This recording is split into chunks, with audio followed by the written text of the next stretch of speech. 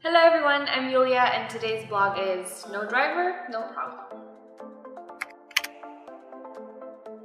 Self-driving, driverless, or robot cars have been appearing more and more in the news lately, and not always for the right reasons. You've probably heard or even asked yourself this question: how can we make sure that the car is going to react appropriately to every single possible scenario there is? And the answer, although not comforting, is that we just can't. That will go against the very nature and purpose of machine learning, which is the technology that self-driving car is based on. Take your commute to work, for example. A static approach in which you can predict every possibility would mean that before you make any decision, you would just think to yourself.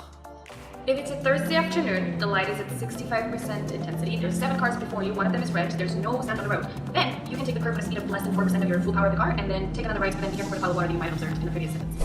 But obviously, that's not what you do. What you actually do is, you go out, you observe the environment around you and see what the situation is, and based on the fact that 1, you know how to drive, and 2, you've been on that road 1,000 times before, should something unexpected happen, you'll find a way to adapt to it. And that is exactly what a machine learning model will do as well. The knowing how to drive part, that's the set of initial rules that the programmers gave to it.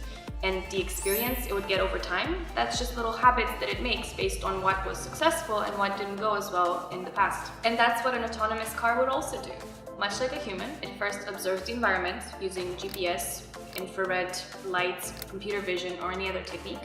It will process what it sees, which is usually objects, and based on the information it has about what an object is, it can make distinctions between other cars, the roads, trees, or pedestrians. Secondly, it will look through its database of information.